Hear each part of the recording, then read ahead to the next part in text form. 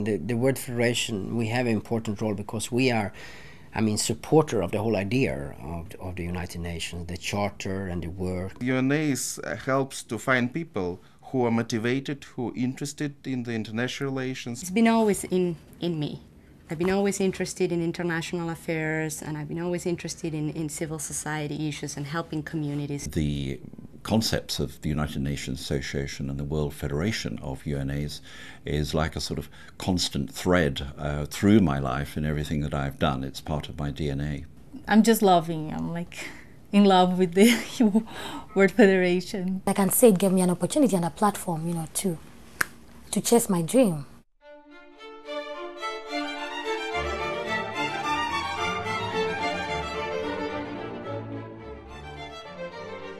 This year we celebrated the 60th anniversary of the World Federation.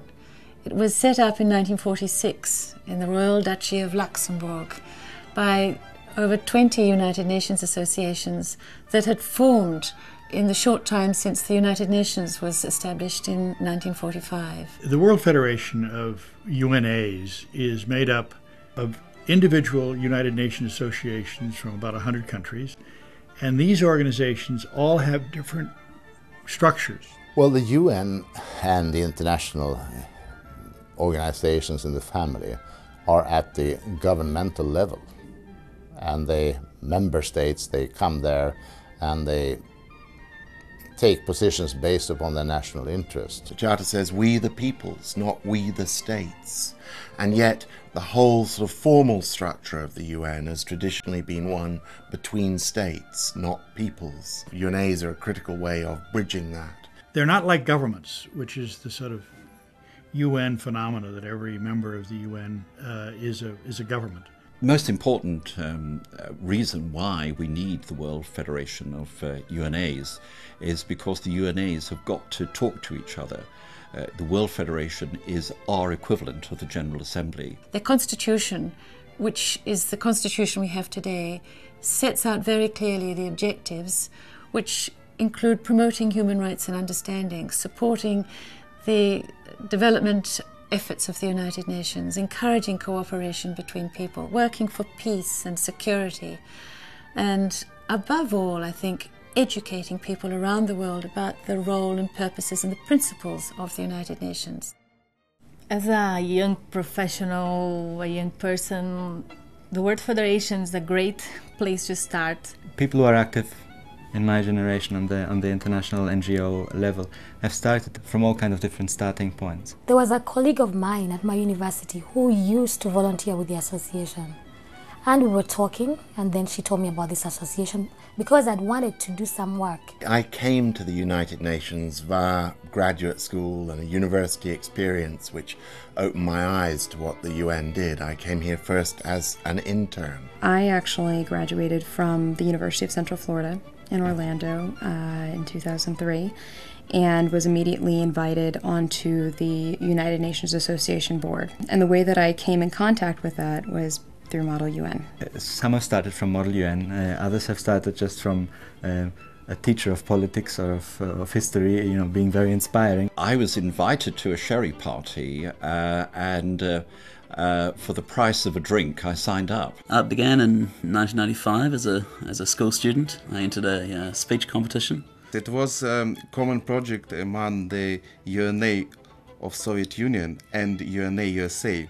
It was a competition, a essay contest. Well, this was in 1950, and I was studying law at the University of Uppsala, and there was this essay contest. I'd won the local round and attended the United Nations Association of New Zealand annual conference as a finalist. It was 3 winners from United States and 3 winners from Soviet Union. I was lucky, and I won a prize, and it consisted of a visit to the United Nations in New York. And introduced me to some amazing people who cultivated my interest in the UN over the years. Then I found this very interesting organization, and I was very interested in the programs. I was placed in the legal department where there were a number of staff members who were very helpful and who really made me interested in the UN. I was already, evidently, but made me determined that yes, I would like to very much to spend my life and career.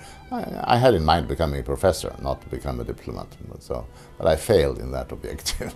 Youth is the future, so that's why the youth has to be involved in UN issues. If we're not able to find some way to relate to the new generations, help them understand the vital role that the UN plays in the world, then we're going to fail to not only keep the UNAs surviving, but more importantly, we won't be able to communicate to an uneducated, unmoved, unengaged public. UNAs are our grassroots, if you like. They connect us with people and connect people to us, and are hugely important, therefore, of the part of the sort of environmental life system that the UN lives in. We are not United Nations, we are a supporter of United Nations, and we are a people's movement, and that's very important, however, and the difference is very important. What I can say is we support the UN, and we are more involved in like sort of what I call direct action, practical projects, practical programs that do impact people's lives. Well, we have a great variety of programs and activities. Our strongest focus is on education.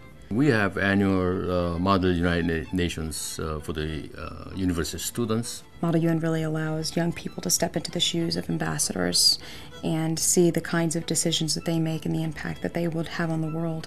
And I think in more than one way really personally engages them and gives them a personal investment in what goes on worldwide. We are providing very interesting debates and interesting events for people that are already involved in UN or international relations, international cooperation. The Adopt a Minefield program, which was one of the first programs that we took on when I came 7 years ago, has become quite successful because early on I did happen to know Paul McCartney, and Paul became very interested in taking on Adopt a Minefield as a cause, and that made a big difference. The World Federation of UNAs was one of the first to take up the challenge of the Millennium Development Goals, to put out material about it to all its memberships around the world. The UN is recognizing the civil society as a partner for the implementation of what is decided on the policy-making level at the UN more and more. In every country that I go to, the prime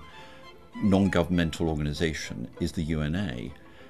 It reflects, if you like, to the people of that country the work of the United Nations.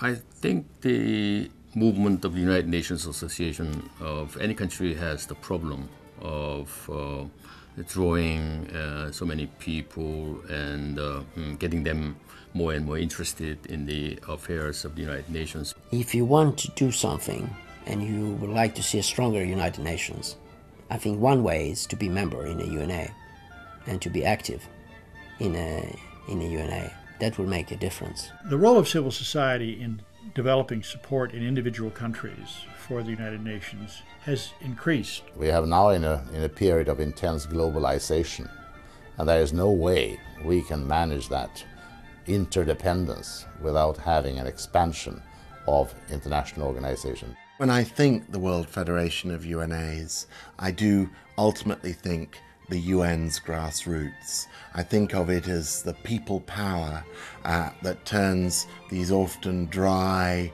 behind closed door negotiations into real popular movements for change around the driving social issues of our time. Recent research has shown that people around the world associate the United Nations with a concept of humanity.